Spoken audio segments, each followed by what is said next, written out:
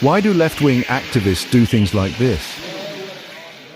Or this? How can these protesters think that disrupting Christmas celebrations helps the Palestinian cause? Can they not see how it might be counterproductive? And what does this have to do with elephants? The truth is that people act like elephants, as we will soon learn. Greetings, everyone. In this video, I hope to explain this phenomena of why protesters often engage in actions that undermine public support for their causes. By doing so, you will be taking your first steps in understanding how the human mind actually works, which I think you will find extremely valuable. The red pill you need to accept is that it is emotion and instinct that guide our actions, not reason. This reality was on full display during the insanity of the COVID panic. To understand this concept, we will be referencing the works of Jonathan Haidt, as well as Thomas Sowell. Let's get started.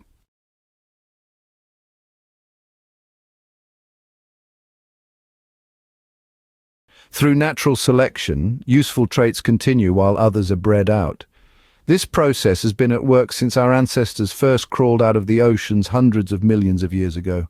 For most of our evolutionary history, we have relied on intuition and instincts to survive. Reason and the ability to conceptualize ideas, such as using tools, only appeared about 3 million years ago. What do you think drives your actions? Systems that have existed for 400 million years, or the late to the party logic and reason at 3 million? Here's another way to look at it. Every second, your brain handles 11 million bits of information. Of that, your rational brain processes 40. Who do you think is in charge? Do you really think it's your reason?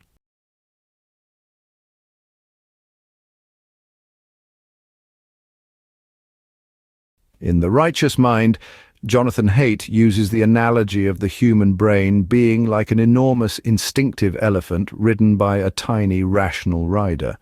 The rider likes to think he is in charge, but he's not.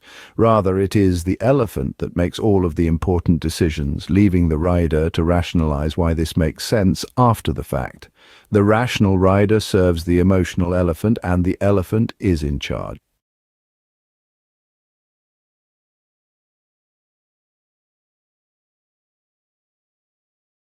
Building on this idea, one of the best survival strategies a species can engage in is to pool your resources and work with others.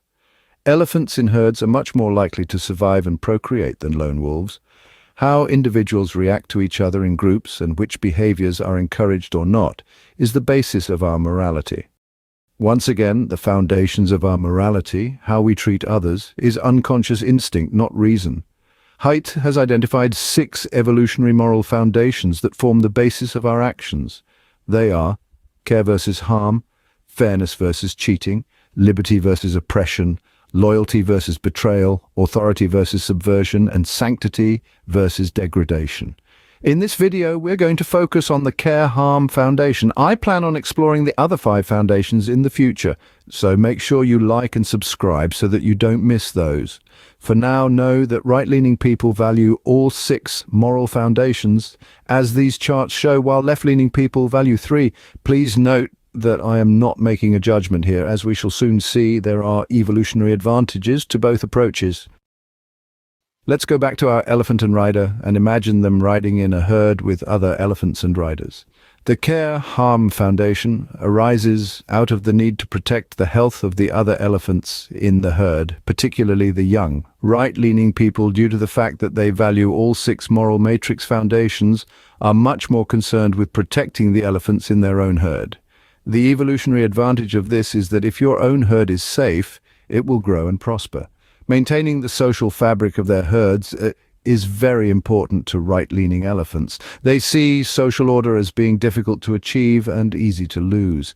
They are possessed by what Thomas Sowell refers to as the constrained vision. The constrained vision, I'm quoting from A Conflict of Visions, sees the evils of the world as deriving from the limited and unhappy choices available, given the inherent moral and intellectual limitations of human beings, close quote.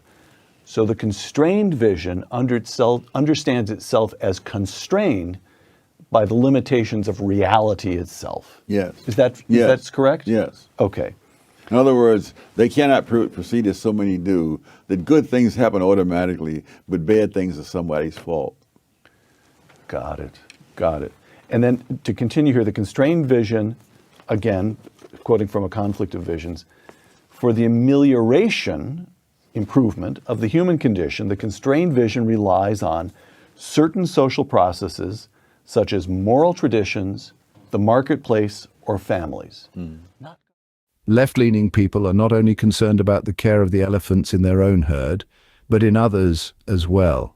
The evolutionary advantages of this approach is that if other herds are protected, there is the potential for them to join you.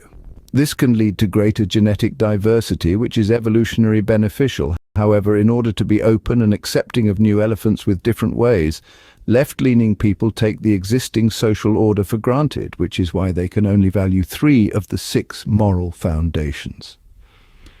They are possessed by what Thomas Sowell calls the unconstrained vision. They have an optimistic view of human nature and believe that given the rights, conditions, and opportunities, people will overcome their limitations and achieve greatness. Any failings experienced by individuals is seen as a function of the system, which can be changed, and not by the actions of the individuals themselves. All right, which brings us to the unconstrained vision.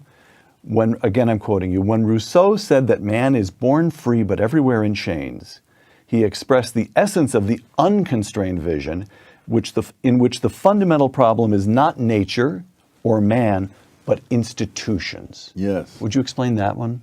Well, he has the notion that, that good things happen naturally.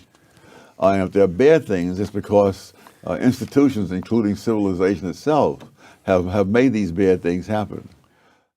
Now that we have this basic understanding of the morality that right-leaning and left-leaning people use to make decisions, we can use it to figure out why left-leaning protesters behave as they do. People on the right, those with the constrained vision of the 6 moral foundations, appreciate the complexities of life. They are less sure of themselves, more respectful of the past, and recognize that there are typically not solutions to problems, there are trade-offs.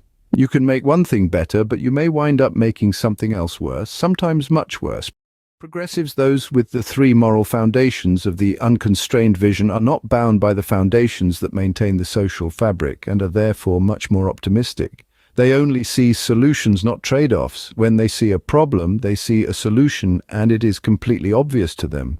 They literally cannot comprehend that anyone acting in good faith could look at the same data that they are and come to a different conclusion. Again, Thomas Sowell speaks on this.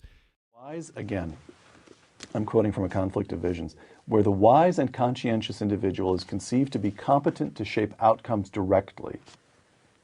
This is the unconstrained vision. Yes. I, Barack Obama, know what's best for you. This is the way you put it a moment ago. Then his sincerity is crucial. Sincerity is so central to an unconstrained vision that it is not readily conceded to adversaries, close quote.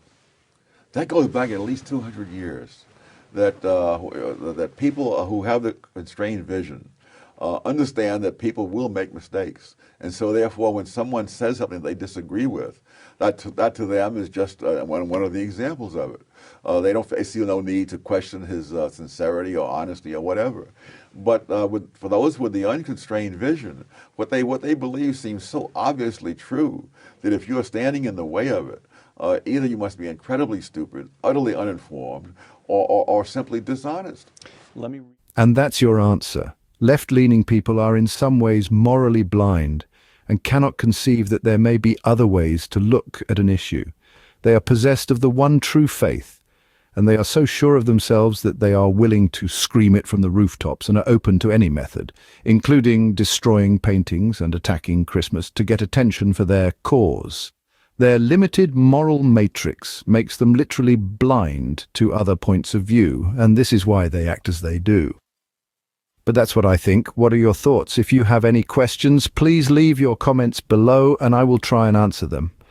Thank you for watching, and I will see you next time. Yes. People like that find it very hard to believe that someone else could honestly, sincerely, and intelligently reach a different conclusion. They talk about how complex the world is, but it never seems to be complex enough that other people could have read the same evidence they looked at and come up with a different conclusion. Our irrational nature was on full display during the moral panic of the COVID regime. If you would like to understand why this is, get my free ebook, The Little Book of COVID Red Pills. If we are to avoid a similar dark period in the future, the lies of the COVID regime must be brought to light. I have broken down their lies into easily manageable red pills that you can take in any order in as little as 5 minutes. You can then use these to further your own understanding, as well as gain the ability to spread the truth to those around you. Get it today at redpillcovid.com.